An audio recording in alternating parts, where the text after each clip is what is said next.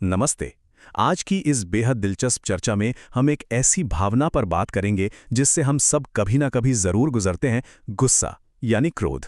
Doctor Poonam चंद खत्री जी के एक बहुत ही गहरे और व्यावहारिक लेख के आधार पर हम समझेंगे कि आखिर इस गुस्से के पीछे का असली मनोविज्ञान क्या है और इसे शांत करने के अचूक आयुर्वेदिक और मानसिक उपाय क्या हो सकते हैं। तो चलिए बिना किसी देरी के सीधे विषय की गहराई में चलते हैं।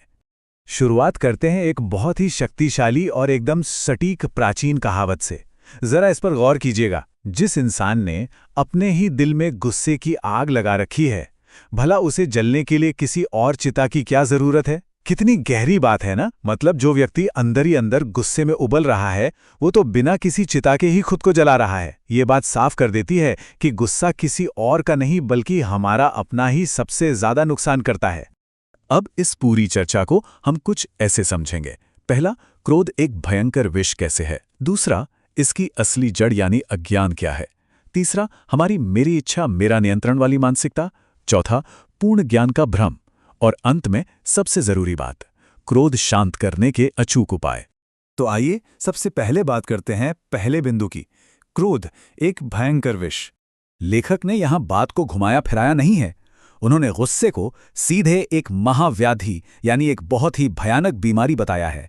सोचिए, गुस्से को मन में पालना बिल्कुल वैसा ही है जैसे अपनी आस्तीन में एक जिंदा सांप पालना। या फिर जरा कल्पना कीजिए, कोई बिना सोचे समझे अपने ही पेट पर एक धारदार और तेज छुरा बांधकर घूमे। विनाश तो पक्का है ना? ये बिल्कुल साफ कर देता है कि गुस्सा करने वाला इंसान असल में खुद ही अपना सबसे बड़ा दुश्मन बन जाता है। अब आते हैं दूसरे अहम हिस्से पर, क्रोध की असली जड़ यानी अज्ञान। और यहां अज्ञान का मतलब वो नहीं है जो हम आम तौर पर सोचते हैं। जी हाँ, स्रोत में अज्ञान को बहुत ही अलग और सटीक ढंग से परिभाषित किया गया है। यहाँ अज्ञान का मतलब कम पढ़ा लिखा होना बिल्कुल नहीं है, बल्कि यह हमारे आसपास के लोगों के प्रति उस झूठी और गलत भावना को दर्शाता है जहाँ हम अनजाने में उन्हें अपनी जागीर या दास समझने लगते हैं। जब मन में ये भ्रम बैठ जाए कि आसपास के लोगों को हमारी हर आज्ञा चुपचाप माननी ही चाहिए, बस यही वो अज्ञान है जहाँ से गुस्से का जन्म होता है। यह अपनी और दूसरों की असल हैसियत को ना समझ पाने की एक बहुत बड़ी भूल है। और ये कितनी छोटी और क्षुद्र सोच हो सकती है, ये हमारी रोजमर्रा की जिंदगी से ही पता चलता है। जरा सोच कर देखिए, बेटा बात ना माने तो पिता को गुस्सा आ जाता है, क्योंकि वो उससे अपनी संपत्ति समझ रहा है। पत्नी से उम्मीद थी कि वो बैगन बनाएगी, लेकिन उसने दाल बना दी तो पारा 7वें आसमान पर। घर के छोटे भाई ने बिना पूछे दावत रख दी तो बड़ा भाई अंदर ही अंदर कुढ़ रहा है। या फिर कोई अजनबी ग्राहक दुकान पर आकर फिक्स रेट वाली चीज के सीधे आधे दाम लगा दें तो मन करता है उसे खरी खोटी सुना दें। यहां तक कि धर्म के मामलों में भी, जैसे किसी वैष्णव और शैव के बीच श्रेष्ठता की बहस छिड़ जाए तो सामने वाला तुरंत दुश्मन लगने लगता है। इन सब के पीछे बस एक ही गुप्त भावना काम कर रही है कि दुनिया बिल्कुल मेरी मर्जी से चलनी चाहिए। इसी से जुड़ता है हमारा तीसरा बिंदु, मेरी इच्छा मेरा नियंत्रण, जिसे एक तरह का पारिवारिक साम्राज्यवाद भी कह सकते हैं। स्रोत यहां एक बहुत ही चुभने वाला लेकिन जरूरी सवाल उठाता है। हमें ये सोचने पर मजबूर करता है कि आखिर हमें ये अधिकार दिया किसने है कि हम अपने करीबियों को अपनी उंगलियों पर नचाएं। समाज तो आपसी तालमेल और समझौते से चलता है, फिर हर छोटी बड़ी चीज पर कंट्रोल करने की ये जिद क्यों? इस बात को समझाने के लिए लेखक ने एक बहुत ही बढ़िया तुलना की है।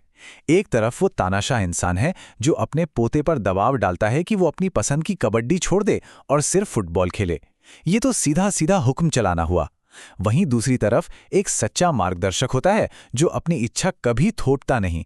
उसका काम है प्यार से समझाना, सही गलत बताना और सामने वाले की सोचने की आज़ादी यानी विचार स्वतंत्रता का पूरा सम्मान करना। यकीन मानिए, जैसे ही मन से ये तानाशाही वाली भावना खत्म होती है, अंदर चल रहा गुस्से का महायुद्ध अपने आप रुक जाता है। अब बढ़ते हैं चौथे भाग की ओर, पूर्ण ज्ञान का भ्रम। ये गुस्से का एक और बहुत बड़ा कारण है। सबसे जरूरी बात यह है कि हमें ये सर्वज्ञानी होने का घमंड छोड़ना होगा कि मुझे तो सब पता है। स्रोत में एक बहुत ही दिलचस्प उदाहरण है एक पश्चिमी वैज्ञानिक का। एक वैज्ञानिक किसी विषय पर 20 साल तक रिसर्च करता है, लेकिन अगर उसे कोई नया सबूत मिल जाए या वो गलत साबित हो जाए तो वो बिना किसी ईगो के 20 साल की मेहनत की परवाह किए बिना अपनी राय तुरंत बदल लेता है। ज्ञान का सागर तो बहुत गहरा है। जो ये मानकर बैठ जाए कि उसे सब मालूम है, वो असल में बहुत गहरे अंधेरे में है। उदाहरण के लिए मान लीजिए हम हमेशा से मानते आए हैं कि शरीर 5 तत्वों से बना है। अब कोई आके कहे कि नहीं, इसमें और भी तत्व हैं, तो उसमें भड़कने वाली क्या बात है? लेखक की सलाह है कि ऐसी स्थिति में एक सच्चे जिज्ञासु की तरह सामने वाले को ध्यान से सुनना चाहिए। बात समझ आए तो ठीक, न आए तो छोड़ दें। लेकिन ये जिद पकड़ लेना कि सिर्फ मेरा सच ही सच है, ये गुस्से का बहुत बड़ा दरवाजा खोल देता है, और इस दरवाजे को बंद करना बहुत जरूरी है। अब जब बीमारी और कारण समझ आ गए हैं तो बात करते हैं 5वें और सबसे काम के हिस्से पर, क्रोध शांत करने के व्यवहारिक और सटीक उपाय। ये उपाय एकदम फर्स्ट एड किट की तरह काम करते हैं। पहला काम, एक पक्की प्रतिज्ञा लेना कि इस गुस्से नाम के दुश्मन को मैं अपने आसपास भी नहीं फटकने दूंगा। इसे कहीं लिखकर टांग दें ताकि दिन भर नजर पड़े। दूसरा, अगर ये प्रतिज्ञा टूट जाए तो खुद को थोड़ी सजा दें।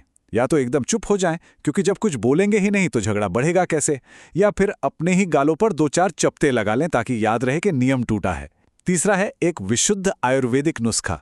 गुस्सा आते ही तुरंत 1 गिलास ठंडा पानी पी लें।